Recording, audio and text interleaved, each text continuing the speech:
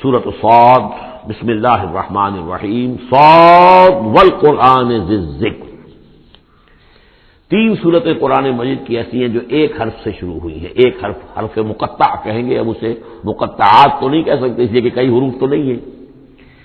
ایک سورہ صاد ہے، ایک سورہ نون ہے اور ایک سورہ قاف ہے۔ یہ سورہ صاد جو ہے یہ اس گروپ میں ہے، اس میں جو ہم پڑھ رہے ہیں جس کا مرکزی مضمون ہے توحید۔ سورہ قاف پہلی صورت ہے ان دو گروپوں کی کہ جن کا مرکزی مضمون ہے آخرت اور انذار آخرت، اور سورۃ القلم بالکل ابتدائی دور کی ہے۔ صاد والقرآن ذی الذکر، یہ بھی نوٹ کر لیجئے کہ صاد پر یہاں آیت نہیں ہے، ایک حرف جہاں آیا ہے وہ آیت نہیں ہے، البتہ دو پر حامیم یاسین یہ آیت ہے، طٰہٰ یہ آیت ہے، لیکن کہیں کہیں تین پر بھی آیت نہیں، الف لام را آیت نہیں ہے، الف لام میم آیت ہے۔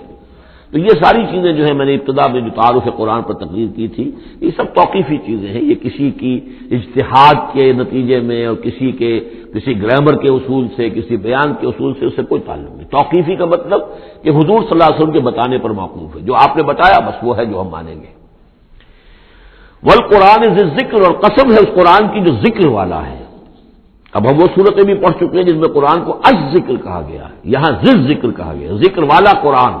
جس میں ذکر ہے اللہ کا۔ فیہ ذکرکم یہ بھی ہم پڑھ چکے ہیں، لیکن الذکر انا نحن نزلنا الذکر وانا لہ لحافظون، ہم نے ہی یہ الذکر نازل کیا ہے، جو دی ریمائنڈنگ، اور اس کے اندر ریمائنڈنگ ہے، یہ ریمائنڈنگ کا حامل ہے، بات ایک ہی ہے، لیکن یہ کہ اس کے بعد قسم کے بعد مقسم علیہ یہاں نہیں ہے۔ قسم کس چیز پر کھائی؟ قسم ہے اس قرآن کی جو ذکر والا ہے، مقسم علیہ کہاں ہے؟ بل الذین کفروا فی عزۃ و شقاق، یہ تو مقسم علیہ نہیں ہے۔ یہ میں آپ کو بتا چکا ہوں سورہ یاسین میں کہ جو وہاں پر آیا ہے یاسین والقرآن الحکیم انک لمن المرسلین، وہ انک لمن المرسلین، اس قسم کی تمام قسمیں جو قرآن میں آئی ہیں اس کے بعد مقسم علیہ جو ہے وہ سمجھیے کہ وہی ہے کہ قرآن گواہ ہے اس پر،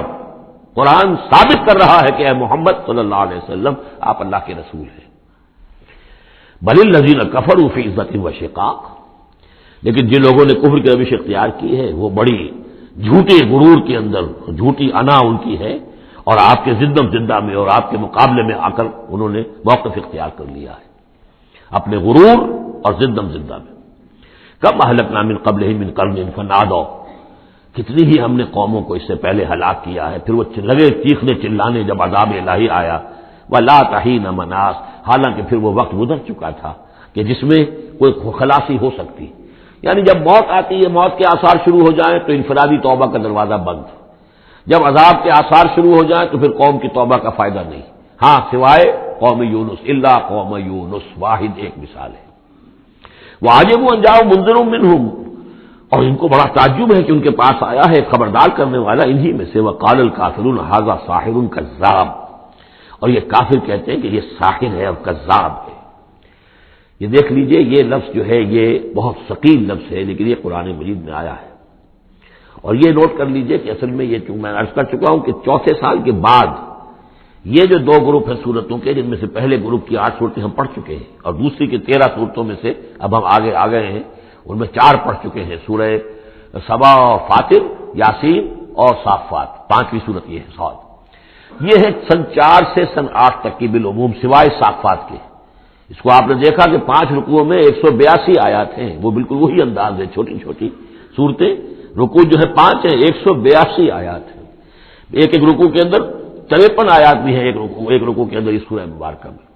بہرحال تو یہ صورت جو ہے اس وقت کی ہے جبکہ وہ جو کشاکش تھی عرب میں وہ شدت اختیار کر چکی تھی،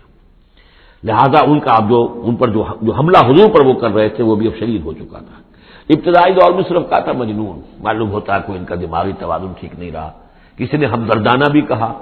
کہ معلوم ہوتا ہے کہ کچھ، جیسے ہم بھی کبھی کہتے ہیں کہ کوئی شخص چلہ کشی کرتا تھا، کوئی خشکی چڑھ گئی ہے، کیا ہو گیا ہے، اس طرح کا معاملہ ہو گیا ہے، یہ جایا کرتے تھے، بیٹھتے تھے وہاں غار حرا میں، پتہ نہیں کوئی آسیب آ گیا ہے یا کیا ہوا ہے، تو ہمدردی کے انداز میں بھی عتبہ ابن ربیعہ نے ایک مرتبہ کہا کہ بھتیجے میرے بڑے تعلقات ہیں، بڑے عاملوں سے کاہنوں سے میں واقف ہوں، واقعتاً آپ مجھے بتائیے اگر آپ کو اس طرح کا مسئلہ ہے تو میں کسی کاہن کو اور کسی عامل کو بلا کر آپ کا علاج کراؤں۔ تو کچھ ہمدردی بھی تھی، کچھ ویسے استہزاء بھی تھا، کچھ تمسخر بھی تھا، لیکن یہ کہ وہ انداز اور تھا. اب جو آ کر انداز ہو گیا، انہیں یہ خطرہ ہو گیا تھا کہ یہ تو بہت شدید ہمارے لیے اب جو صورتحال ہے، یہ تو اب یہ آندھی بن گئی ہے. ہم نے سمجھا تھا مشت غبار ہی ہے، بس یہ ریت کی ایک مٹھی ہے اور کچھ نہیں ہے. یہ تو ایک آندھی بن گئی، جھکڑ بن گیا، لہذا اس کا راستہ روکنا ضروری ہے. تو اب ان کا جو حضور پر ذاتی حملہ ہے وہ بھی سخت ہو گیا ہے. وقال الکافرون ھذا ساحر کذاب، انہوں نے کہا کہ یہ جادوگر ہے، جھوٹا ہے. اجعل الآلہۃ الہا واحدہ، دیکھیے یہ ہے اصل مضمون توحید. ان صورتوں کا جو اصل مرکزی مضمون ہے، کیا اس نے تمام آلہہ کو بس ایک الہ بنا دیا، سارے الہ ختم کر دیے، بس ایک اللہ. ان ھذا لشیء عجاب، یہ تو بڑی عجیب بات ہے. وانطلق الملأ منهم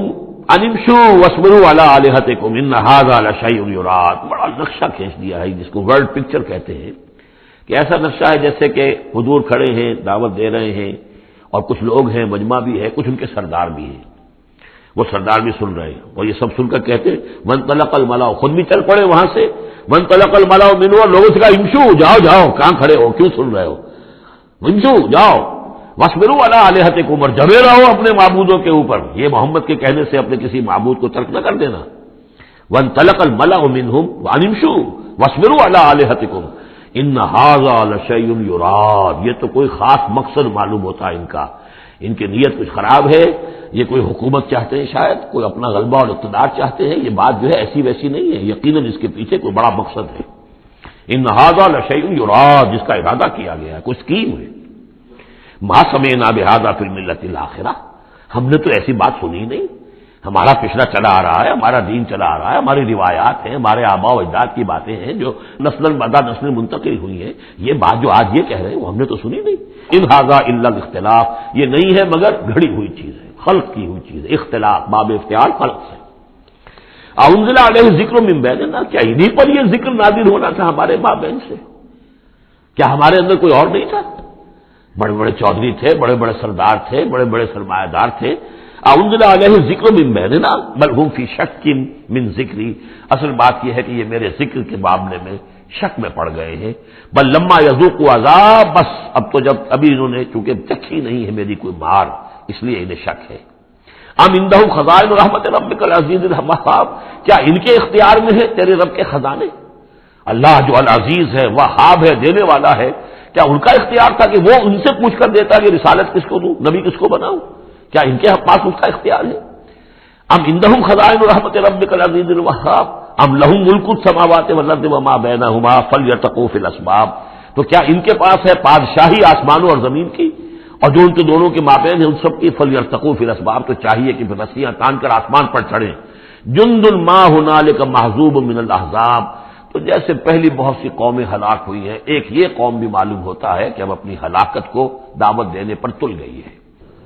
جند ما هنالك محزوم من الاحزاب كذبت قبلهم قوم نوح وعاد وفرعون ذو الاوتاد وثمود وقوم لوط واصحاب الايكه اولئك الاحزاب ان كل الا كذب الرسل فحق عقاب. صدق اللہ العظیم. یہ بھی ایک لشکر ہے ان میں سے کہ جو اس سے پہلے ہلاک کیے جا چکے ہیں، ان کی قسمت میں بھی اب اسی طرح کی ہلاکت لکھی جا چکی ہے. اگلی آیتوں میں ذکر ہو رہا ہے جیسے قوم نوح، قوم ہود، اسی طریقے سے ذو الاوتاد، فرعون، سمود اور قوم لوط، یہ سب ہلاک ہوئی ہیں. اسی طرح سے اب یہ قریش بھی جو ہے معلوم ہوتا ہے کہ اسی انجام سے دوچار ہونے کا فیصلہ کر چکے ہیں. کذبت قبلہم قوم نوح، جھٹلایا تھا ان سے پہلے قوم نوح نے اور عاد نے، وعاد وفرعون، اور فرعون ذو الاوتاد میخوں والا، کیونکہ ان کا لشکر بہت بڑا تھا، تو جب وہ لاؤ لشکر کے ساتھ چلتے تھے تو بہت سے گھوڑوں پر اور خچروں پر تو صرف وہ جو کھوٹے ہوتے ہیں کہ جن سے کہ خیمے گاڑے جاتے ہیں اس کے لیے، تو وہی لدے ہوئے ہوتے تھے. وہ سمود اور قوم سمود، و قوم لوط، لوط کی قوم، و اصحاب الایکہ، اور یہ قوم شعیب جو بن والے تھے. اولئک الاحزاب، یہ ہیں وہ جماعتیں، یہ ہیں وہ گروہ، یہ ہیں وہ قومیں کہ جو ہلاک ہو چکی ہیں. ان کل الا کذب الرسل، ان سب نے رسولوں کی تکذیب کی، فحق عقاب، تو وہ میرے سزا کے اور میری عقوبت کے مستحق ہو گئے. وما ينظر هؤلاء الا صيحة واحدة ما لها من فواق، اور یہ لوگ بھی اب منتظر نہیں ہیں مگر صرف ایک چنگھاڑ کے، ایک ہی چنگھاڑ ہوگی ہماری طرف سے، ما لہا من فواق، جس میں کوئی وقفہ نہیں ہوگا، یہ ایک مسلسل. آپ دیکھیں کہ اگر کوئی زوردار آواز مسلسل چلے تو یہ انسان کی ہلاکت کا ذریعہ بن جائے گی. کبھی کبھی لاؤڈ سپیکر میں خرابی ہوتی ہے، اس کی گونج پیدا ہوتی ہے، بسا اوقات نماز کے دوران اس کا تجربہ ہوتا ہے، تو جو کیفیت پھر ہو جاتی ہے انسان کی، حالانکہ وہ چند سیکنڈز کی بات ہے، 1-2 منٹ کی بات ہے. لیکن اگر زوردار آواز مسلسل چلے، ویسے بھی آج ہمیں معلوم ہے کہ یہ ساؤنڈ ویوز جو ہوتی ہیں یہ بھی ایک قسم کی انرجی ہے، اور ان ساؤنڈ ویوز کے ذریعے سے بھی یہ سارے کا سارا جو نظام ہے درم برم ہو سکتا ہے. یہ اگر اتنی زوردار ویوز ہو تو ان سب کو توڑ پھوڑ کر رکھ دیں گے جو بھی اس وقت عالم ہے. وما ينظر هؤلاء، مگر اللہ تعالیٰ کو کوئی اور بہت بڑا کوئی کام کرنے کی ضرورت نہیں ہوتی قوموں کو ہلاک کرنے کے لیے. ایک چنگھاڑ، وما ينظر هؤلاء الا صيحة واحدة ما لها من فواق، لیکن وہ رکے گی نہیں، بیچ میں دم نہیں لے گی، مسلسل. وقالوا ربنا عجل لنا قطنا قبل يوم الحساب، اور وہ کہہ رہے ہیں، اور یہ وہ استہزاء کہا کرتے تھے کہ پروردگار یہ جو محمد کہہ رہا ہے صلی اللہ علیہ وسلم کہ ہمارا کوئی حساب کتاب ہونا ہے، تو جو ہماری بیلنس شیٹ ہے وہ ہمیں ابھی دے دے، یوم الحساب سے پہلے ہمیں تو ابھی وہ ہمارا بتا دے کہ کیا ہماری بیلنس شیٹ ہے. قطنا، چٹھی ہماری. پچھلے زمانے میں جو چٹھے بنتے تھے، کاروبار کا سالانہ چٹھا بنتا ہے کہ یہ آمد، یہ خرچ اور یہ بچت. ربنا عجل لنا، جلدی دے دے ہمیں، لنا قطنا، ہماری چٹھی، ہمارا کریڈٹ اور ڈیبٹ بیلنس جو ہے بیلنس شیٹ دے دے، قبل یوم الحساب، اس یوم الحساب سے پہلے. اصبر علی ما یقولون، اے محمد صلی اللہ علیہ وسلم آپ صبر کیجئے جو کچھ یہ کہہ رہے ہیں. واذکر عبدنا داؤد، اور آپ تو ذرا تذکرہ کیجئے ہمارے بندے داؤد کا، ذل ایڈ، جو بڑی قوت والا تھا. انہ اواب، اور ساتھ ہی وہ بہت ہی رجوع کرنے والا تھا اللہ کی جناب میں. انا سخرنا الجبال معه، ہم نے تو اس کے ساتھ پہاڑوں کو مسخر کر دیا تھا. یسبحن بالعشی والاشراق،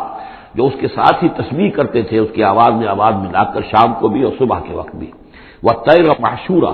اور پرندے بھی کہ جو جمع کر دیے جاتے تھے یہ ان کے ساتھ مل کر حمد کے ترانے الاپتے تھے. کل لہ اواب، یہ سب کے سب اللہ کی طرف رجوع کرتے تھے، یا یہ کہ یہ سب کے سب رجوع کرتے تھے حضرت داؤد کی طرف، اور پھر داؤد جو ہے وہ گویا کہ ان سب کے ساتھ اللہ کی جناب میں رجوع کرتے تھے.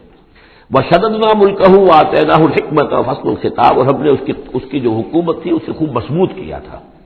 اور ہم نے اسے حکمت عطا کی تھی اور فصل الخطاب بھی عطا کیا تھا، یعنی فیصلہ کن بات کہنے کی صلاحیت. ایسی بات کہی جائے جس سے کہ لوگ سب مطمئن ہو جائے کہ ہاں یہ بات ٹھیک ہے، فیصلہ کن بات ہو، دو ٹوک ہو، اور یہ کہ سب کے لیے منجم اطمینان ہو. وَهَلْ أَتَاكَ نَبَأُ الْخَصْمِ، اب یہ جو 3-4 واقعات اس صورت میں آ رہے ہیں یہ مشکلات القرآن میں سے ہیں. اس کی وجہ یہ ہے کہ یہ ہیں واقعات، لیکن ان کی یہاں پہ صرف اشارے کنائے میں قرآن نے تذکرہ کیا ہے. ان کی تفصیل کے لیے اگر ہم رجوع کرتے ہیں تورات کی طرف تو وہاں ہمیں کچھ قصے ایسے ملتے ہیں کہ جو انبیاء کی شان سے پوری طرح مطابقت نہیں رکھتے. لہذا ایک بہت ہی یوں سمجھیے کہ ایک ہمارے لیے شش و پنج کا مسئلہ ہے کہ مفسرین واقعہ تو اس طرح کا ہے، معلوم ہوتا ہے کہ کہیں کو خطا ہوئی ہے اور ہو جاتا ہے. آخر نبی اور رسول جو ہے وہ بھی سب اللہ کے بندے تھے، اور اللہ تعالیٰ کی طرف سے خصوصی حفاظت ان کی ہوتی تھی. وہ معصوم ہوتے تھے، میں ماننا یہ نہیں کہ ان کے اندر کوئی غلطی کا رجحان ہی کبھی پیدا نہیں ہو سکتا تھا. وہ تو اگر یہ رجحان ہی پیدا نہ ہوتا تو فرشتے ہوتے، پھر وہ انسان نہ رہتے. جب تک وہ انسان تھے تو اس رجحان کے پیدا ہونے کی نفی ہم نہیں کر سکتے، لیکن یہ کہ اللہ انہیں بچا لیتا تھا، روک لیتا تھا. تو وقت کے اوپر بچا لینا، روک لینا، جیسے حضور کے بارے میں آتا ہے کہ آپ اپنی وہ نوجوانی کے دور میں حضور فرماتے کہ 2 مرتبہ میں نے ارادہ کیا کہ وہ جو میلے ہوتے تھے جہاں پر کچھ وہ قصے کہانیاں ہوتی تھیں، وہاں پر فوش گوئی بھی ہوتی تھی، شاعر جو ہے وہ ایسے ایسے اپنے قصیدے سناتے تھے، اپنے معاشقوں کی تفاصیل بیان کرتے تھے. تو 2 مرتبہ حضور کہتے ہیں میں نے ارادہ کیا کہ میں بھی ان میں جاؤں، دیکھوں کیا ہوتا ہے، وہاں پہ میں بھی شریک ہوں.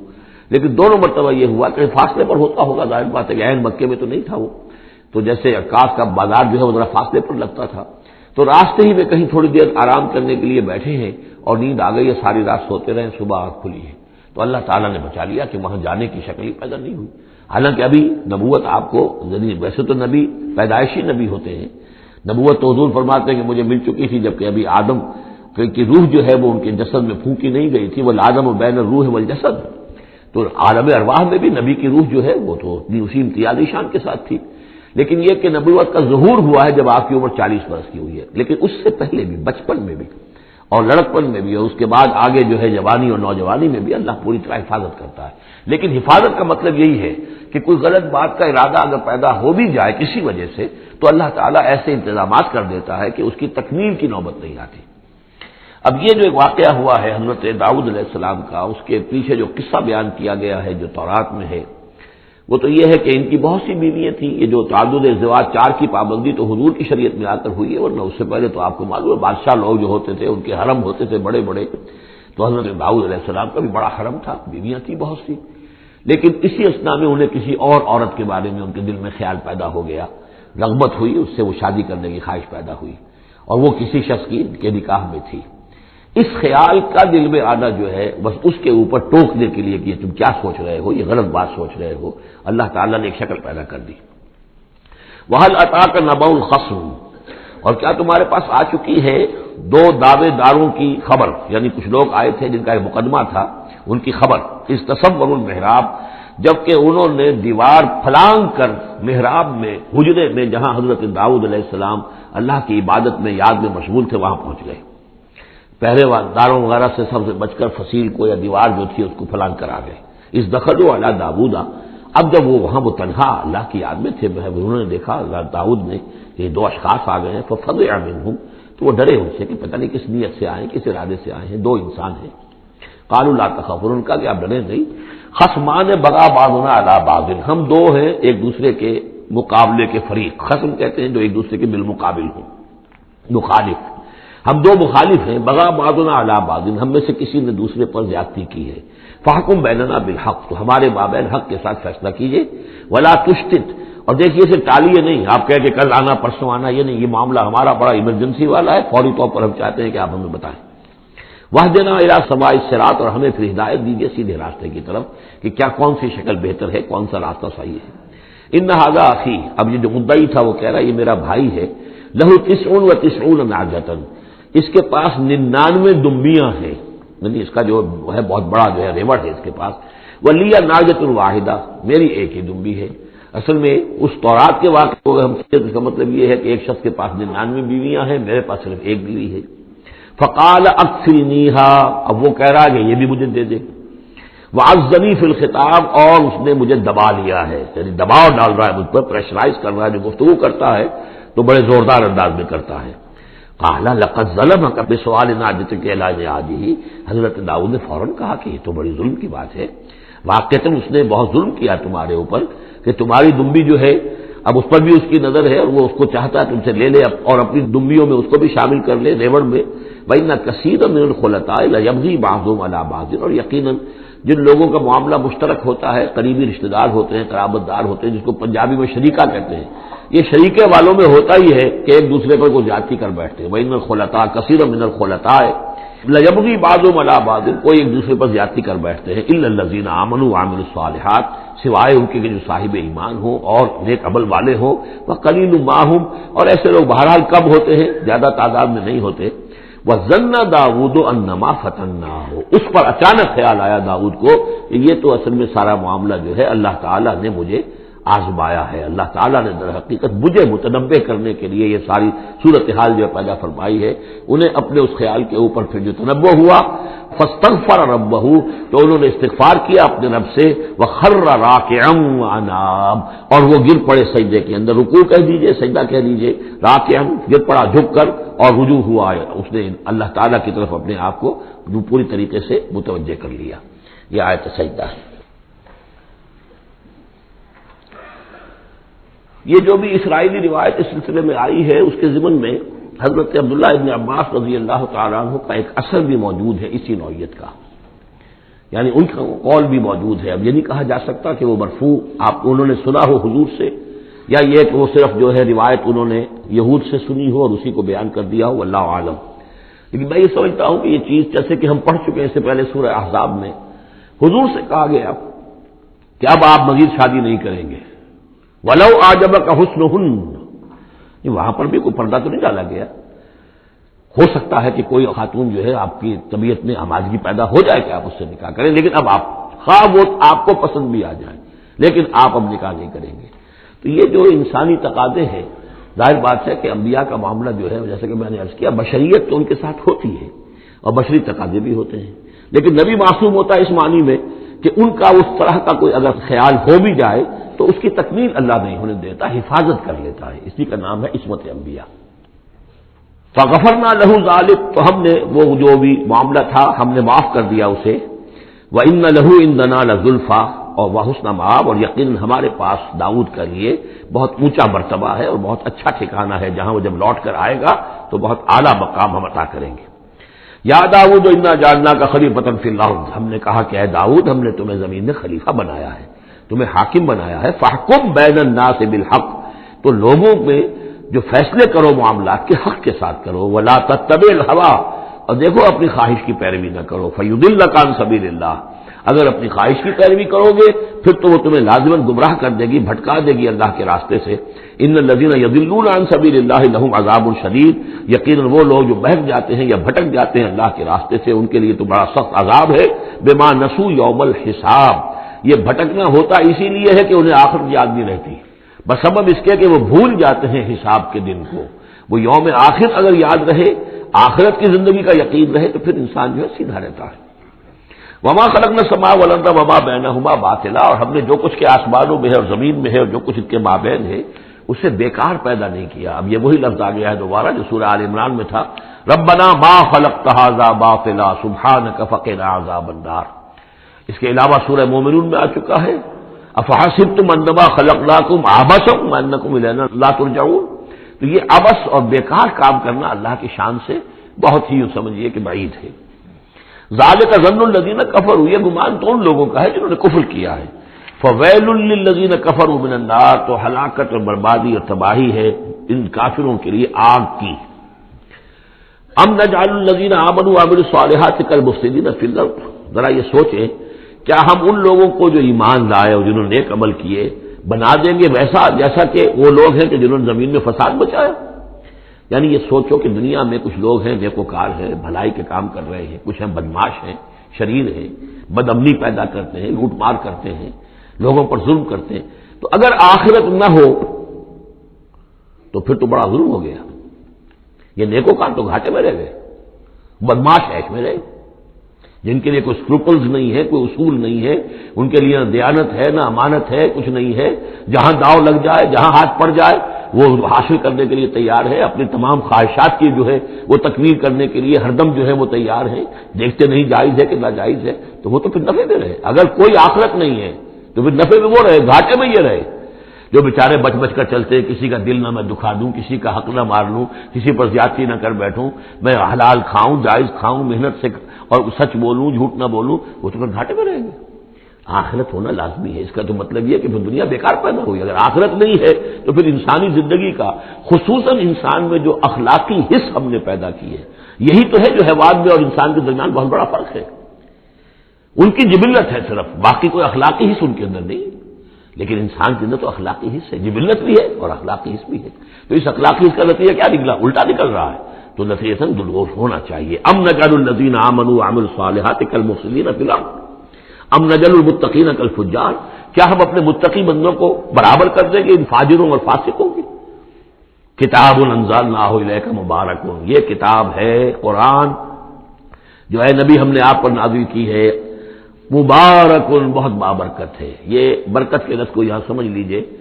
برکہ عربی زبان میں کہتے ہیں کسی شے میں سے اس کے خیر کو نکالنے والی شے، وہ برکت ہے۔ کوئی شے پوٹینشلی آپ میں ہے لیکن یہ کہ وہ ڈورمنٹ پڑی ہوئی ہے، سوئی ہوئی ہے، اور اس کو آپ ایکسپلائٹ نہیں کر رہے، استعمال نہیں کر رہے، آپ کو اس کا شعور بھی نہیں ہے، احساس بھی نہیں ہے۔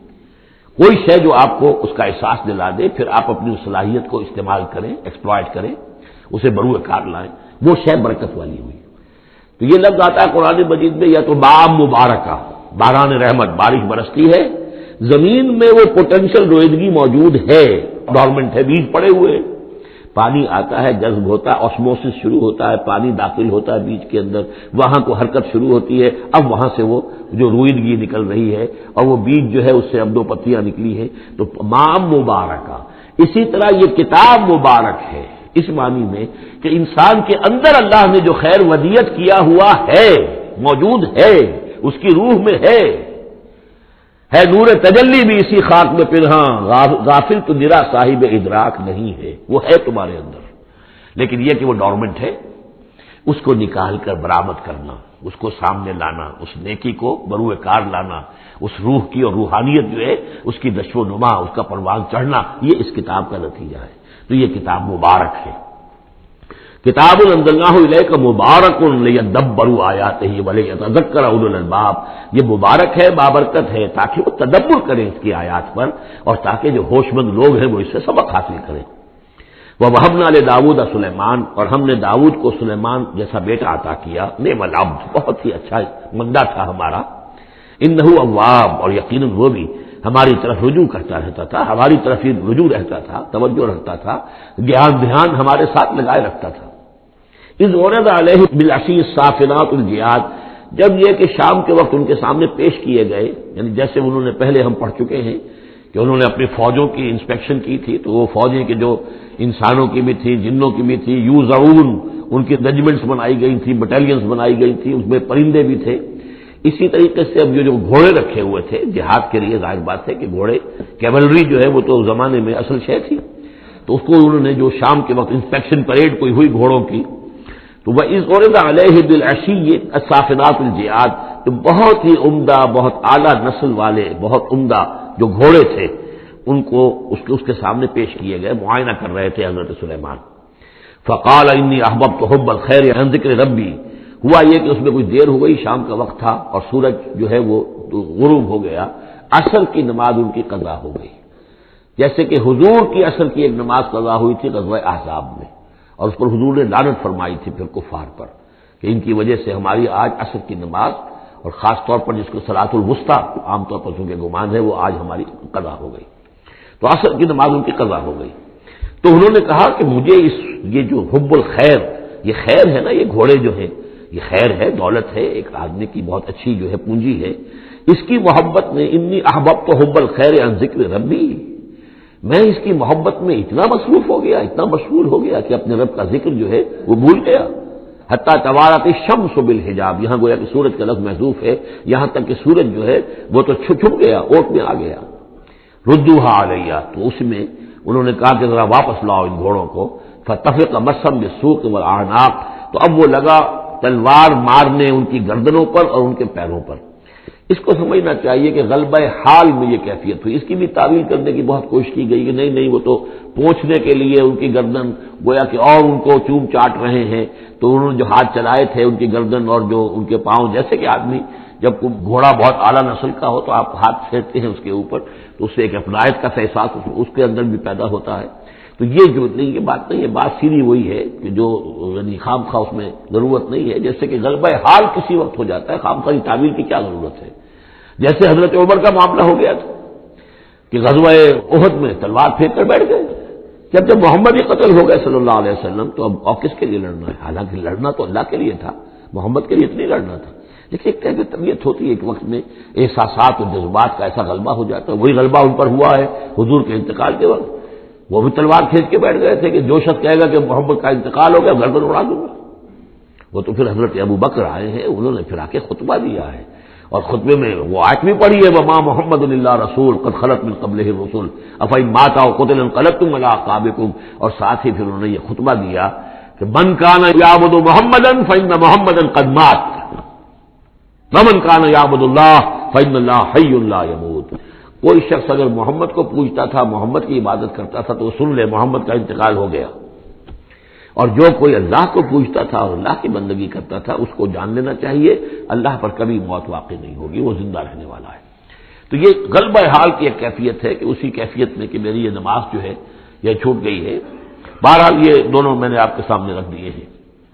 وَلَقَدْ فَتَنَّا سُلَيْمَانَ وَأَلْقَيْنَا عَلَىٰ كُرْسِيِّهِ جَسَدًا ثُمَّ أَنَابَ، اس معاملے میں تو ایک جو ہے یعنی مرفوع حدیث موجود ہے جس کا کہ اب ذکر ہو رہا ہے یہاں پر، حضرت سلیمان سے ایک اور بھی ایک موقع پر اسی طریقے کا کہ خطا کہہ دیجیے، جیسے کہ خطا حضور سے ہو گئی تھی، سورہ کہف میں ہم پڑھ چکے ہیں کہ جب سوال کیا گیا بتائیے کون ہیں اصحاب کہف، کون تھے، ان کا واقعہ کیا ہے، اور وہ ذوالقرنین کون، آپ کہتے ٹھیک ہے میں کل بتا دوں گا، اس لیے کہ روزانہ حضرت جبرائیل آتے تھے، میں پوچھ لوں گا اور مجھے جواب مل جائے گا، میں تمہیں دے دوں گا، لیکن کئی دن تک حضرت جبرائیل نہیں آئے۔ اب پھر دیکھیے کہ آپ کی جان جو ہے وہ ضیق میں آ گئی کہ نہیں آ گئی، لوگوں نے تالیاں پیٹ دی، بس چھٹی گم ہو گئی، کہاں اب تمہاری وہ وحی اور کہاں تمہارے پاس وہ ذریعہ علم؟ اس کے بعد پھر وہی نازل ہوئی تو ساتھ ہی وہ آیت بھی سورہ کہف میں نازل ہوئی، وَلَا تَقُولَنَّ لِشَيْءٍ إِنِّي فَاعِلٌ ذَلِكَ غَدًا إِلَّا أَن يَشَاءَ اللَّهُ، آئندہ کبھی اے نبی کسی بھی کام کے بارے میں کبھی ہرگز یہ نہ کہیے گا یہ کام میں کل کر دوں گا مگر اس استثناء کے ساتھ اگر اللہ نے چاہا، انشاءاللہ، اگر انشاءاللہ میرا ارادہ ہے انشاءاللہ میں یہ کام کر دوں گا، انشاءاللہ کے بغیر۔ ہم لوگ جو کہتے رہتے ہیں تو ہماری کوئی حیثیت نہیں ہے کہ اس پر پکڑا جائے ہمیں، لیکن جو بڑے لوگ ہوتے ہیں، جو عظیم شخصیات ہوتی ہیں، تو ان کے لیے یہ معاملہ جو ہے وہ اتنا ہی سخت ہوتا ہے اللہ کا، پھر ان کی گرفت بھی ہوتی ہے تو چھوٹی چیز پر ہوتی ہے، بڑے لوگوں کی چھوٹی چیز پر بھی بڑی سخت گرفت ہوتی ہے، یہ قاعدہ قانون ہے۔ تو اسی طرح کا معاملہ انشاءاللہ ہی کہنے کا معاملہ ہو گیا ہے کہ جو بھول گئے یا کسی وجہ سے حضرت سلیمان کا اصل میں ان کا کوئی معاملہ ہوا، اپنے کچھ سپہ سالاروں سے ناراض ہوئے ان سے، اور انہوں نے سمجھا کہ شاید تم یہ سمجھتے ہو کہ میری جو طاقت اور حکومت ہے وہ تمہارے ہی بل پر قائم ہے، میں آج اپنی تمام ازواج کے پاس جاؤں گا اور ان سب سے میں صحبت کروں گا اور سب سے جو ہے وہ اولاد ہوگی اور میرے اتنے جو ہیں وہ جوان ہاتھ پھر پیدا ہو جائیں گے تاکہ یہ کہ میں تمہارا شاید اتنا پھر میں دستے نگر نہ رہوں۔ اس طرح سے انہوں نے کچھ کہا اور ساری اس ایک رات میں اپنی تمام بیویوں کے ساتھ انہوں نے صحبت کی، لیکن یہ کسی بیوی کو حمل نہیں ہوا، ایک کو ہوا تو اس کا بھی کوئی بچہ جو ہے ادھورا سا، وہ 7 ماسا ہوگا 6 ماسا ہوگا، وہ پیدا ہوا، دائی نے لا کر ان کے تخت پر رکھ دیا، اور شاید اس کا چرچا بھی ہو گیا تھا کہ انہوں نے یہ بات کہی تھی، تو اب پورے گویا کے درباریوں میں بھی اس کی شہرت تھی کہ دیکھیں اب کیا ہوتا ہے ان کے ساتھ، تو اس معاملے میں انہیں کچھ سبکی اٹھانی پڑی، وہ ہے واقعہ یہاں بیان ہو رہا ہے۔ وَلَقَدْ فَتَنَّا سُلَيْمَانَ، اور اسی طرح ہم نے فتنے میں ڈالا تھا سلیمان کو، وَأَلْقَيْنَا عَلَىٰ كُرْسِيِّهِ جَسَدًا ثُمَّ أَنَابَ، اور ہم نے اس کے تخت پر ایک ایسا جسد لا کر لوتھڑا سا ڈال دیا تھا، وہ دائی نے لا کر ڈالا کہ یہ وہ آپ کی جو تھی قسم، اس کا یہ نتیجہ ہے اللہ کی طرف سے۔ لیکن یہ کہ بہرحال انہوں نے اس پر بھی توبہ کی، بلکہ یہاں تک روایت میں آتا ہے کہ فرشتے نے یاد بھی دلانے کی کوشش کی انہیں کہ انشاءاللہ کہیے، لیکن کیا اس وقت کیا کیفیت تھی ان کی جذباتی کہ انہوں نے وہ بات نہیں کہی، اور اس پر پھر اللہ تعالیٰ نے گویا کہ تنبیہ کرنا ضروری سمجھا۔ قال رب اغفر لی وہب لی ملکا، اب اس پر انہوں نے اللہ سے اناب رجوع کیا اور دعا کی پروردگار مجھے معاف فرما دے میری خطا، وہب لی ملکا لا ينبغی لأحد من بعدی، اور مجھے ایسی حکومت عطا فرما، تیرا جو مجھ پر کرم ہے اور میرے والد پر جو کرم تو نے کیا، جو ہم دونوں پر احسانات کیے ہیں، یہ دعا ہم پڑھ چکے ہیں، رب اعوذنی ان اشکر نعمتک التی انعمت علی وعلی والدی وان اعمل صالحا، یہ حضرت سلیمان کی دعا پہلے آ چکی ہے۔ وَهَبْ لِي مُلْكًا لَا يَنبَغِي لِأَحَدٍ مِّن بَعْدِي، مجھے ایسی حکومت عطا فرما کہ جو میرے بعد کسی اور کے لیے ممکن نہ ہو۔ اور یہ واقعہ ہے کہ ان کی جو حکومت تھی وہ جنات پر بھی تھی، ان کی حکومت ہوا پر بھی تھی، ان کا قانون پرندوں پر بھی چل رہا ہے، اس اعتبار سے واقعتاً یہ مثالی ہے ایک معاملہ، لا ينبغی لأحد من بعدی، میرے بعد پھر کسی اور کو اس طرح کی حکومت نہ ملے، تو اس طرح کی حکومت پھر اللہ تعالیٰ نے کسی اور کو نہیں دی۔ اللہ نے ان کی اس دعا کو قبول فرمایا، انک انت الوہاب، یقیناً تو ہی ہے دینے والا عطا کرنے والا۔ فسخرنا له الريح تجري بأمره رخاء حيث أصاب، تو ہم نے ہوا کو بھی اس کے لیے مسخر کر دیا، اس کے حکم پر وہ چلتی تھی، اس کے حکم سے چلتی تھی بڑی ہی نرمی اور آہستگی کے ساتھ جہاں بھی وہ پہنچنا چاہتا تھا، یعنی ہوا کی ڈائریکشن بھی ان کے اختیار میں، اور وہ ہوا جو ہے پھر ان کے سفینوں کو لے کر سمندروں کے اندر بھی جدھر وہ جانا چاہتے تھے وہ آرام کے ساتھ لے کر جاتی تھی۔ وشیاطین کل بناء وغواص، اور ہم نے مسخر کر دیے تھے اس کے لیے وہ شیاطین یعنی جنات، کل بناء جو سب کے سب بنانے والے تھے، عمارتوں کے بنا، بنا کہتے ہیں معمار کو۔ حسن البنا شہید رحمۃ اللہ علیہ، ان کا خاندانی پیشہ جو ہے وہ معمار خاندان سے تھے، اور عربوں میں کوئی اس میں آر نہیں ہوتا۔ آپ سعودی عرب میں جائیں گے سقا، اب وہاں پہ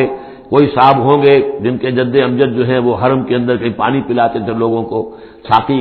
کے کام کر سقا، وہ اپنے نام کے ساتھ سقا لکھتے، انہیں کوئی وہ نہیں۔ خباز نان بھائی خاندان چلا رہا ہے، خبازوں کا خاندان ہے، نان بھائی ہے، تو کام کے اندر تو پیشے میں عیب نہیں رکھیے نہ فرحات کو نام، سیدھی سی بات ہے۔ تو وہ بننا وہ ان کے لیے تھے معمار، وغواص اور غوطہ خور، غوطہ کرنے والے، سمندروں میں غوطہ لگا کر اور وہاں سے موتی وغیرہ نکالنے والے، وآخرین مقررین فی الاسفاد، جو لوگ تو رہتے تھے، اور کچھ اور قوم ہوتی تھی کہ جو جکڑی ہوئی زنجیروں میں، یہ جنات کی طاقت جو ہے ایک نفری وہ ہوتی تھی جو رکھی رہتی تھی کہ جہاں ایمرجنسی میں ضرورت ہو تو پھر ان کو وہاں سے استعمال کیا جائے۔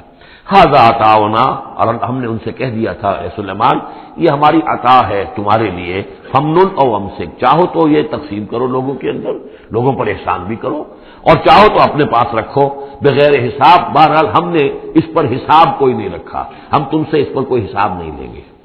وَإِنَّ لَهُ عِندَنَا لَزُلْفَىٰ وَحُسْنَ مَآبٍ، اور یقیناً اس کے لیے ہمارے پاس بہت اونچا رتبہ بھی ہے اور بہت عمدہ ٹھکانہ بھی ہے، جب وہ لوٹ کر آئیں گے تو ان کو وہاں پر بہت عمدہ ٹھکانہ ملے گا۔ وَاذْكُرْ عَبْدَنَا أَيُّوبَ إِذْ نَادَىٰ رَبَّهُ أَنِّي مَسَّنِيَ الشَّيْطَانُ بِنُصْبٍ وَعَذَابٍ، اور ذرا یاد کیجئے، ذکر کیجئے حضرت ایوب کا علیہ الصلوۃ والسلام، ہمارا بندہ ایوب، اس نے پکارا اپنے رب کو، انی مسنی الشیطان بنصب وعذاب، کہ شیطان نے مجھے چھوت لگا دی ہے،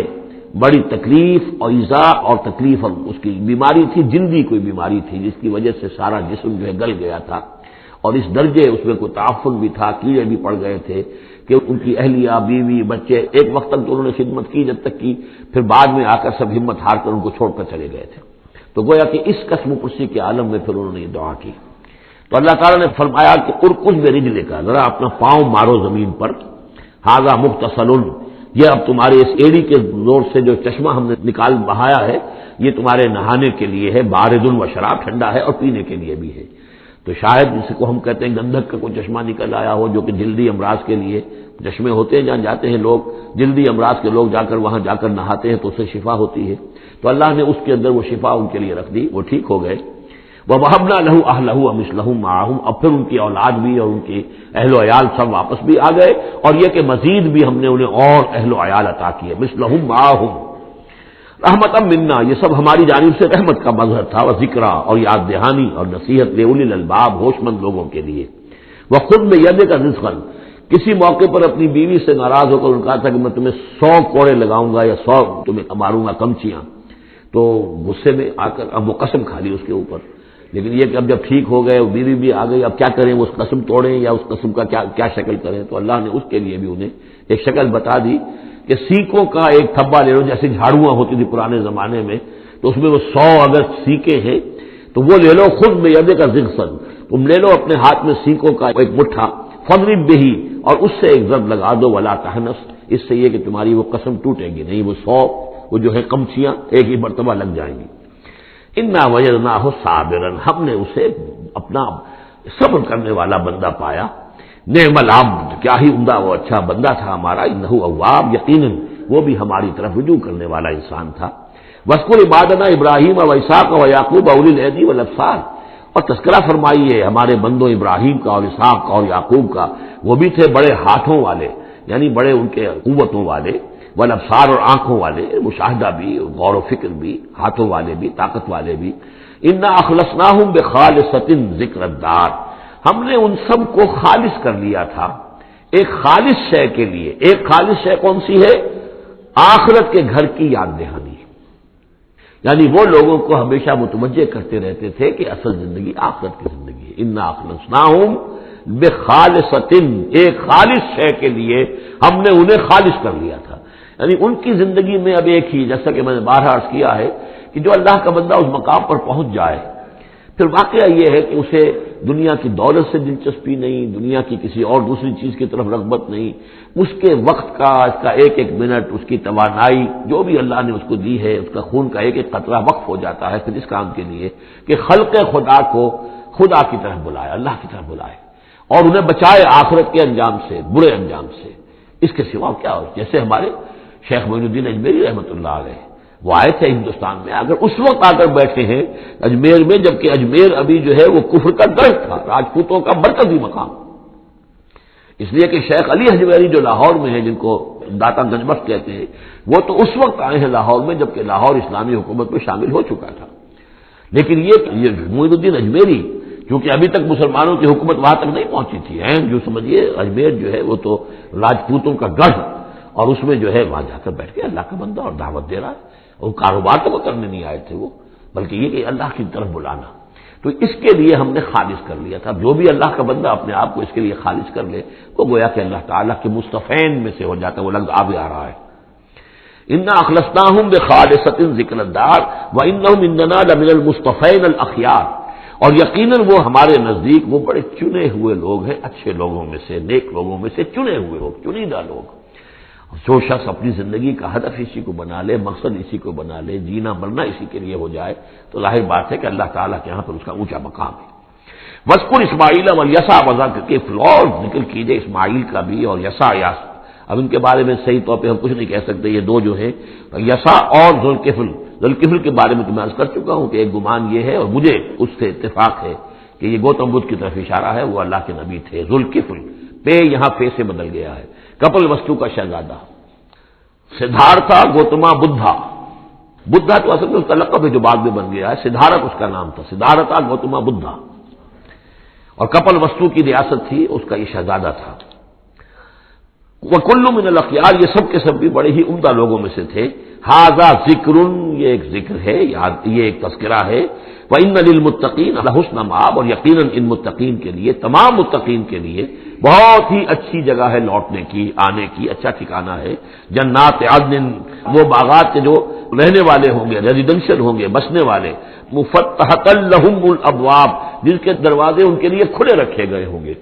یہ آگے بھی آئے گا سورہ زمر میں بھی کہ جنتوں کا معاملہ یہ ہے کہ اس کے دروازے کھلے ہوں گے جنتیوں کے استقبال کے لیے۔ جیسے کہ مہمان کے لیے جب آپ کو اس کا استقبال کرنا ہو تو یہ تو نہیں کرتے دروازے بند کر کے بیٹھ جائیں کہ وہ آ کے دستک ہی دے گا تبھی کھولیں گے، اس کا تو انتظار ہو رہا ہوتا ہے، تو دروازے کھلے ہوتے ہیں۔ لیکن جہنم کے بارے میں یہ آتا ہے کہ جب مجرم پہنچ جائے گا، جیسے جیل کا دروازہ ہوتا ہے، جب وہاں پہنچ جائے گا پھر وہ دروازے کھولے جائیں گے۔ یہ مضمون جو ہے سائملٹینیس کنٹراسٹ کی شکل میں جو ہے وہ آئے گا سورہ زمر میں۔ ان کے لیے دروازے کھلے رکھے جائیں گے جنات عدن کے، متکئین فیہا یدعون فیہا بفاکہۃ، اور اس میں وہ ٹیک لگا کر بیٹھے ہوں گے اور وہ آرڈر دیں گے، یدعون آرڈر دیں گے، مانگیں گے، طلب کریں گے اس میں بفاکہۃ، میوے بھی، کثیرۃ کثرت سے، و شراب، اور مشروبات بھی، عمدہ سے عمدہ مشروبات۔ وعندہم قاصرات الطرف اتراب، اور ان کے پاس ہوں گی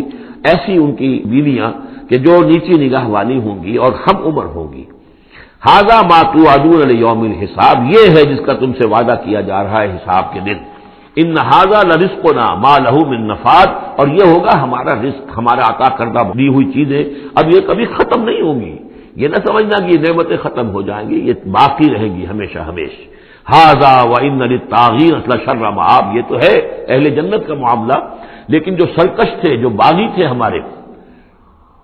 ان کے لیے ہے برا لوٹنے کا مقام، بری جگہ، جہنم یصلونھا، جس میں وہ داخل ہوں گے، فبئس المہاد، اور وہ بہت ہی برا بچھونا ہوگا۔ ھذا فلیذوقوہ حمیم وغساق، اور کہہ دیا جائے گا یہ ہے اب وہ جس کا وعدہ تم سے کیا گیا تھا، فلیذوقوہ، اب وہ اس کو چکھیں۔ حمیم، جو کیا ہوگا وہاں گرم پانی ہوگا، غساق، زخموں کا دھون، جو زخموں کو صاف کرتے ہیں جس پانی سے، پھر اس میں پیپ ہے یا کچھ اور چیزیں ہیں کہ جن سے انسان کی طبیعت ہبا کرتی ہے۔ وہ آخر من شکلہ ازواج، اور اسی طرح کی اور چیزیں بھی جو بھی ان کو دی جائیں گی کھانے اور پینے کے لیے، وہ اسی طرح کی چیزیں ہوں گی، گھناؤنی اور بد ذائقہ۔ ھذا فوج مقتحم معکم،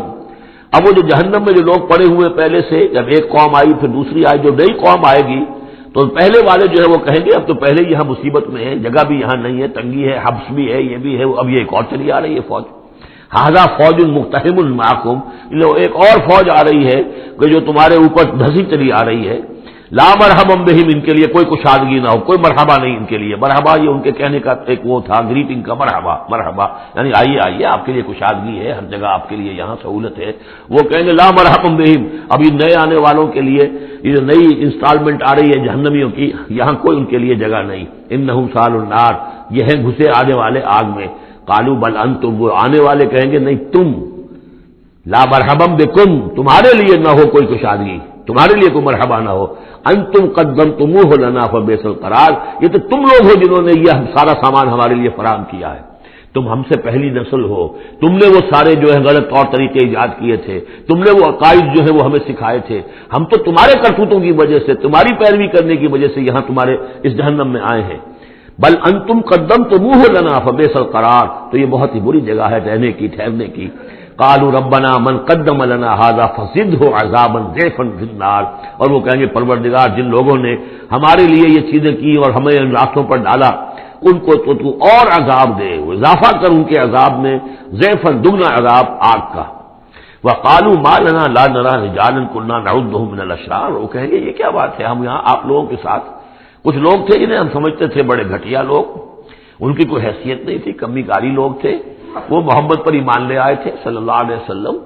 وہ ہم تو ان کو استہزاء کرتے رہے، وہ یہاں نظر نہیں آ رہے آپ کے پاس، ظاہر بات ہے وہ تو جنت میں گئے، وہ یہاں تھوڑا ہی ہوں گے۔ وما لنا لا نرى رجالا، اور کیا ہوا ہے کہ ہم نہیں دیکھ رہے ان لوگوں کو، وہ یہاں نظر نہیں آ رہے کہ جن کو ہم كنا نعدهم من الاشرار، جنہیں ہم برے لوگ سمجھتے تھے، اتخذناهم سخريا، کیا ہم نے ان کو صرف ایسے ہی جو ہے ایک یعنی ہنسی ٹھٹا بنا لیا تھا، ام زاغت عنهم الابصار، یا ہماری نگاہیں جو ہیں ان سے کج ہو گئی ہیں، دیکھ نہیں پا رہی ہیں، ہم انہیں دیکھ نہیں پا رہے، ہماری نگاہیں جو ہیں ان سے چوک رہی ہیں۔ ان ذلك لحق تخاصم اہل النار، تمہیں یقین رکھنا چاہیے کہ یہ سب کچھ جو ہم بیان کر رہے ہیں حق ہے، یہی جھگڑا اور ان جہنمیوں کے مابین یہی تکرار ہوگی۔ قل انما انا منذر، کہہ دیجئے نبی کہ میں تو بس ایک منذر ہوں، خبردار کرنے والا۔ وما من الہ الا اللہ الواحد القہار، نہیں ہے کوئی الہ معبود سوائے ایک اللہ کے جو الواحد ہے، اکیلا ہے اور قہار ہے، پوری طرح چھایا ہوا ہے۔ رب السماوات والارض وما بینہما العزیز الغفار، وہ آسمانوں اور زمین کا رب ہے، مالک ہے، اور جو کچھ ان کے مابین ہے اس کا بھی العزیز ہے، زبردست، اور الغفار ہے، بخشنے والا۔ قل هو نبأ عظیم، اے نبی کہہ دیجئے یہ ایک بہت بڑی خبر ہے جو محمد لے کر آئے ہیں صلی اللہ علیہ وسلم۔ یہ وہی لفظ ہے کہ اس سے آخری پارہ شروع ہوتا ہے، اما یتساءلون عن النبأ العظیم الذی هم فیہ مختلفون کلا سیعلمون ثم کلا سیعلمون ھذا نبأ قل هو نبأ عظیم انتم عنہ معرضون، اور تم اس سے اعراض کر رہے ہو، بہت بڑی خبر ہے تمہارے لیے یہ بہت ہی فیصلہ کن بات ہے، لیکن یہ کہ تم اعراض کر رہے ہو۔ ما کان لی من علم بالملأ الاعلی اذ یختصمون، اور مجھے کچھ معلوم نہیں ہے کہ ملأ اعلی میں کیا اختلافات ہو رہے ہیں۔ یہ لفظ نوٹ کر لیجئے، اس کا ذکر سورہ زمر میں بھی آئے گا کہ فرشتوں کی آراء بھی مختلف ہوتی ہیں، اور وہ بھی کسی کی رائے ہوگی کہ اب عذاب بھیج دیا جانا چاہیے، کوئی سوچتا ہوگا کہ نہیں ابھی اور تاخیر ہونی چاہیے، تو اس طرح سے آپس میں کچھ گفتگو کرتے ہیں۔ ہوتا ہوا جو آخری فیصلہ اللہ کرتا ہے، لیکن ظاہر بات ہے کہ وہ بھی عاقل ہستیاں ہیں، تو ان کا بھی ان کے ہاں جو ہے وہ کوئی آراء ہوتی ہے، تو آراء کے اندر کبھی کبھی اختلاف بھی ہو جاتا ہے۔ ما کان لی من علم بالملأ الاعلی، میرے پاس کوئی علم نہیں ہے ملأ اعلی میں فرشتے جو ہیں وہ کس کس چیز میں اختلاف کر رہے ہیں۔ ان یوحی الی الا انما انا نذیر مبین، مجھے تو بس یہ میری طرف وحی کیا گیا ہے کہ میں ہوں صرف واضح طور پر خبردار کر دینے والا۔ اذ قال ربک للملائکۃ انی خالق بشرا من طین، اب مصحف میں یہ آخری اور 7ویں مرتبہ یہ قصہ ابلیس و آدم آ رہا ہے، 7th time and the last time. جب کہا تھا آپ کے رب نے فرشتوں سے کہ میں بنانے والا ہوں ایک بشر من طین، ایک انسان بنانے والا ہوں مٹی سے، فَإِذَا سَوَّيْتُهُ، جب میں اس کی تخلیق مکمل کر لوں، درست کر دوں، ٹھیک بنا چکوں، نک سک سے درست کر دوں، اس کو فنیشنگ ٹچز دے دوں، تسویہ اس معنی میں آتا، تخلیق تسویہ۔ سبح اسم ربک الاعلی الذی خلق فسوی والذی قدر فہدی، تو تخلیق کے بعد تسویہ ہے، یہ وہاں انشاءاللہ اس کو تفصیل سے بات ہوگی۔ فَإِذَا سَوَّيْتُهُ، جب میں اسے پورا بنا لوں، وَنَفَخْتُ فِيهِ مِن رُوحِی، اور اس میں میں اپنی روح میں سے پھونک دوں، فَقَعُوا لَهُ سَاجِدِینَ، تو گر پڑنا اس کے سامنے سجدے میں۔ اب یہ روح ہی کو ضرور نوٹ کیجئے، اور فَإِذَا سَوَّيْتُهُ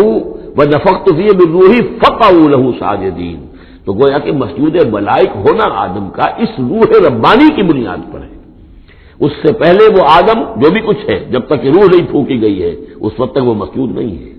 اس کا رتبہ مقام جو بھی ہے وہ اس روح ربانی کی وجہ سے جو اس میں پھونکی گئی ہے۔ فسجد الملائکۃ کلھم اجمعون، یہ آیت جو کہ تو پہلے بھی آ چکی ہے، کس قدر زور ہے، سجدہ کیا تمام فرشتوں نے، سب کے سب نے جمع ہو کر، اکٹھے ہو کر، الا ابلیس، نہیں کیا ابلیس نے، استکبر وکان من الکافرین، اس نے استکبار کیا، گھمنڈ کیا، اور وہ کافروں میں سے ہو گیا یا کافروں میں سے تھا، پہلے ہی سے اس میں کفر تھا، چھپا ہوا تھا، تکبر تھا، چھپا ہوا تھا، اب وہ کفر اور تکبر جو وہ سامنے آ گیا، جیسے منافقین کا نفاق غزوہ احزاب کے موقع پر ان کی زبانوں پر آ گیا۔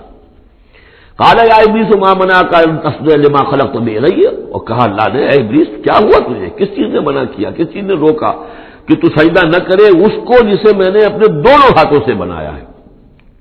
اب یہ یدیہ جو ہے یہ خاص طور پر قابل غور ہے، دونوں ہاتھوں سے بنانے سے کیا مراد ہے؟ یا تو قرآن میں ایدی بھی آتا ہے، اپنے ہاتھوں سے ایدی نہ، تو وہ تخلیق جو ہم نے ان کے لیے جو بنائے ہیں، چوپائے بنائے اپنے ہاتھوں سے بنائے ہیں، ہم لہا مالکون، یہ سورہ یاسین میں آ چکی ہے۔ لیکن دونوں ہاتھوں سے بنانا میرے نزدیک اس کا مطلب یہ ہے کہ دو عالم جو ہے، عالم خلق اور عالم امر، ان دونوں کو اللہ نے جمع کیا ہے آدم میں اور انسان میں۔ ایک ہی ہستی ہے اللہ، الا لہ الخلق والامر، خلق اور امر دونوں اسی کے ہیں، یہ دونوں عالم اسی کے تسلط میں ہے، اسی کی حکومت قائم ہے، امر پر بھی، عالم امر اور عالم خلق پر بھی۔ اب فرشتہ صرف عالم خلق سے متعلق ہے، اس کا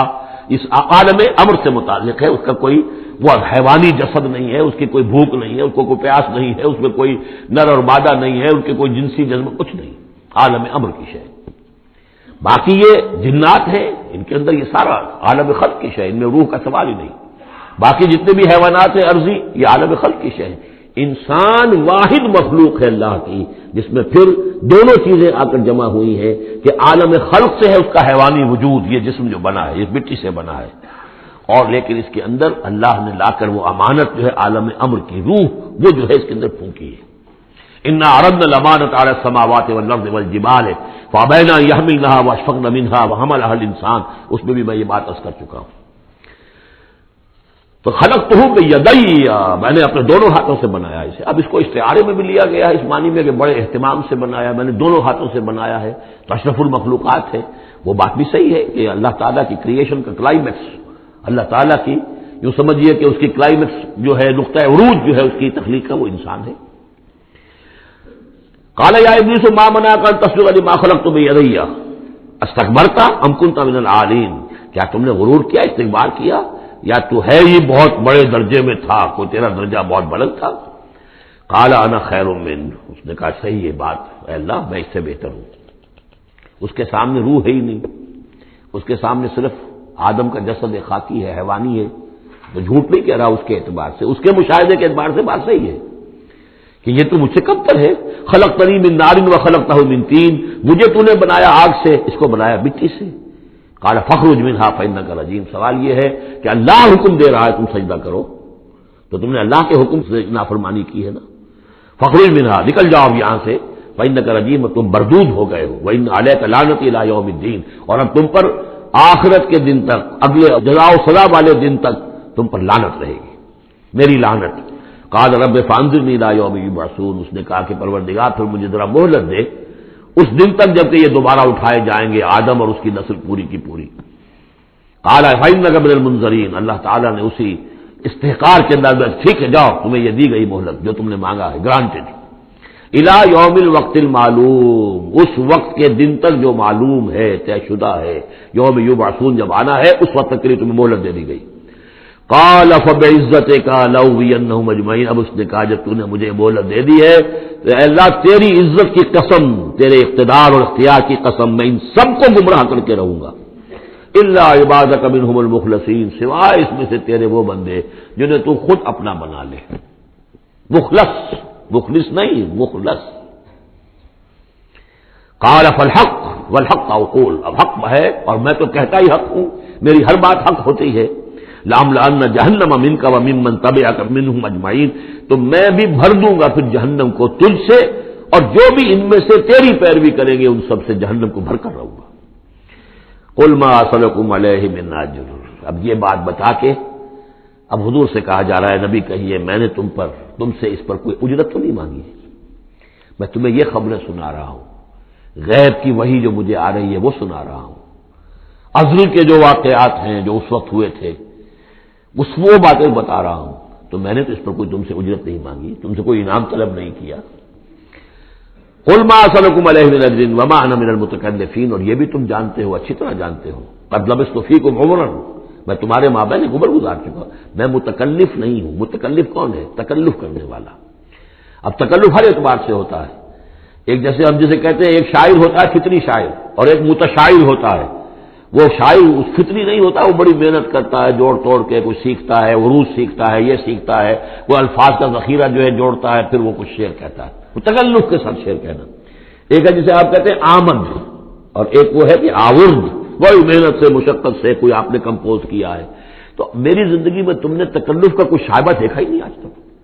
سادہ زندگی، خاص طور پر یہ کہ کبھی میں نے شعر کہنے کی کوشش کی ہو، کبھی میں نے کوئی خود خطیب بننے کی کوشش کی ہو، اس کی کوئی مشق کی ہو. ما انا من المتکلفین، میں کوئی بنانے والا اور تکلف کرنے والا اور تصنع کرنے والا نہیں ہوں. ان ہوا الا ذکر للعالمین، نہیں ہے یہ مگر یاد دہانی اور نصیحت تمام جہان والوں کے لیے. وَلَتَعْلَمُنَّ نَبَأَهُ بَعْدَ حِينٍ، اور اس کی جو خبر ہے، جو اس کا نتیجہ نکلنے والا ہے، جیسے سورۃ طارق میں فرمایا انہ لقول فصل وما هو بالهزل، یہ فیصلہ کن بات بن کر آیا ہے قرآن. اب جو فیصلہ، جیسے کہ ہم سورہ بنی اسرائیل میں پڑھ چکے ہیں، وبالحق انزلناہ وبالحق نزل، ہم نے حق کے ساتھ نازل کیا اور حق کے ساتھ یہ نازل ہوا ہے. اب فیصلہ ہوگا، اسی کی ترازو میں قوموں کی تقدیریں تلیں گی اور فیصلے ہوں گے. جیسے کہ حدیث ہے حضرت عمر بن الخطاب سے رضی اللہ تعالی عنہ کہ حضور نے فرمایا ان اللہ یرفع بہذا الکتاب اقواما ویضع بہ آخرین، اللہ تعالیٰ اسی کتاب کی بدولت قوموں کو عروج پر پہنچائے گا اور اسی کو ترک کرنے کی وجہ سے قعر مذلت میں گرا دے گا. تو فرمایا وَلَتَعْلَمُنَّ نَبَأَهُ بَعْدَ حِينٍ، کچھ دیر کے بعد اس کی اصل خبر ان کو پہنچ جائے گی کہ اس کا نتیجہ کیا نکلتا ہے. یہاں وہ 5 صورتیں ختم ہو گئی ہیں اس دوسرے، بلکہ جیسا کہ میں نے عرض کیا تھا کہ یہ جو گروپ ہے چوتھا، یہ 13 صورتیں مکیات ہیں اس کے اندر. ان میں 5 ہیں یہ سورہ یاسین بالکل وسط میں، ان 5 میں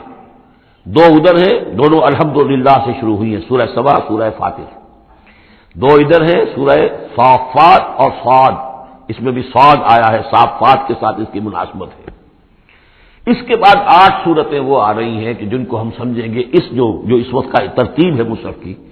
کہ کورسپونڈنگ ترتیب جو ہے وہ ہے سورہ الفرقان سے لے کر اور سورہ سجدہ تک جو 8 صورتیں آئی تھی، گویا کہ اسی طرح کی 8 صورتیں یہ آ رہی ہیں. ان میں بھی 7 وہ تھیں کہ جو حروف مقطعات سے شروع ہوئی، 4 الف لام میم سے،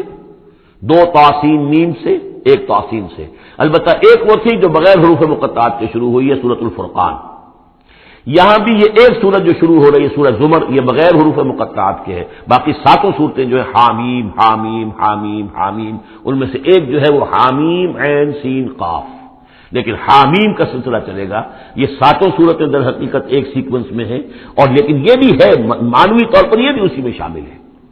اور ان میں سے اب یہ سمجھ لیجئے کہ جو پہلی 4 صورتیں ہیں ان کا مرکزی مضمون ہے توحید عملی. ایک ہے توحید عقیدے کی توحید، اللہ کو ایک ماننا اکیلا، لا ضد لہ ولا ضد لہ ولا مثل لہ ولا مثال لہ ولا مثیل لہ، اس کے جیسا کوئی نہیں ہے، نہ صفات کے اعتبار سے نہ ذات میں کوئی اس کا کفر نہیں ہے، لم یلد ولم یولد. یہ سب کیا ہی عقیدہ ہے. ایک ہے عمل کی توحید، توحید عملی. وہ کیا ہے؟ عمل کی توحید کیا ہے؟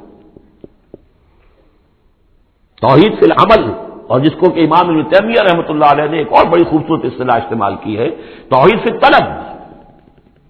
توحید فی العقیدہ اور توحید فی الطلب. وہ طلب جو ہم پڑھ چکے ہیں سورہ حج میں، ضعف الطالب والمطلوب. یہ طالب و مطلوب کا جو ریلیشن شپ ہے، ہر انسان کا کوئی نہ کوئی مطلوب ہے، کوئی آئیڈیل ہے، کوئی آدرش ہے، کسی کے لیے وہ جی رہا ہے، کسی مقصد کے لیے. ایک انسانوں کی عظیم اکثریت ہے جو حیوانی سطح پر زندگی گزار رہے ہیں، جن کا کوئی مقصد زندگی ہے ہی نہیں. انسٹنکٹس جیسے کہ حیوانات ہیں، پیٹ میں بھوک لگی ہے وہ کھائے گا، ادھر ادھر منہ مارے گا. اسی طریقے سے اس کا جنسی جذبہ، اس کا ایک نظام ہے، اس کے تحت ہی ہوتا ہے. اس میں جنسی جذبہ اس طرح کا بھی نہیں ہے کہ بعض انسان جو ہے وہ سور بن جاتے ہیں جنسی اعتبار سے، وہ نہیں ہے. ان کے کا ایک نظام ہے، بس انسٹنکٹ کے تحت ہے چل رہا.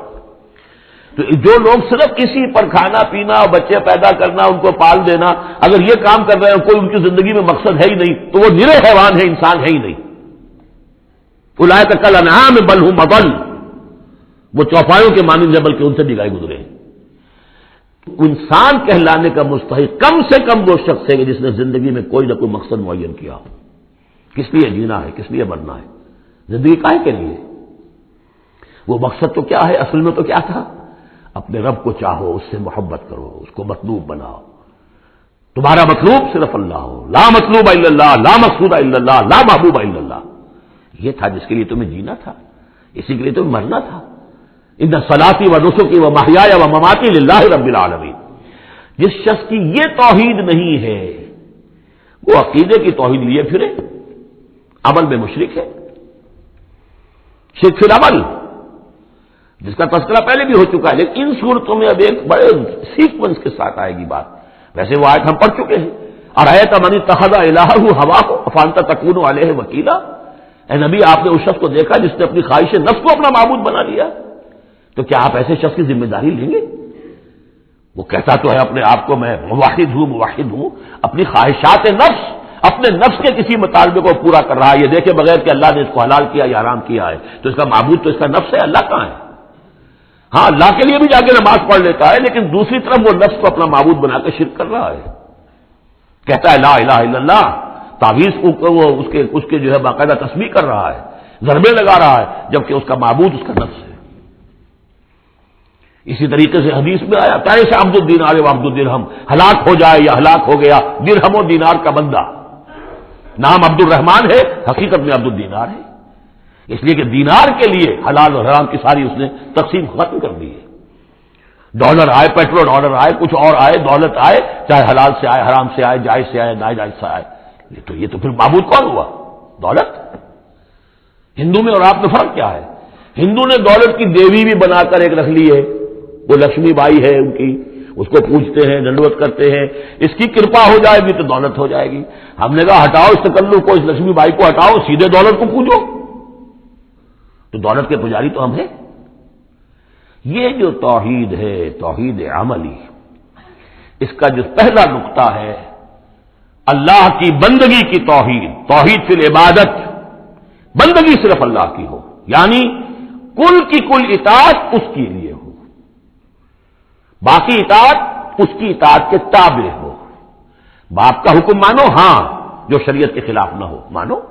ماں کا مانو، استاد کا مانو، حاکم کا مانو، جو حکم اللہ کے حکم کے منافی نہ ہو۔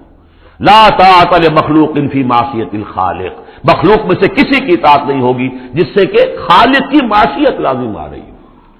اگر یہ نہیں ہے اور مخلوق میں سے کسی کی بھی اطاعت آپ نے قبول کر لی ہے جس میں کہ خالق کی معصیت آ رہی ہے تو یہ شرک ہے، چاہے وہ مخلوق آپ کا اپنا نفس ہو، چاہے وہ کوئی حکام ہو، چاہے وہ کوئی اور ادارہ ہو، کوئی بھی ہو، وہ سب طاغوت ہیں۔ بارک اللہ لی و لکم فی القرآن العظیم و نفعنی و ایاکم بالآیات و ذکر الحکیم۔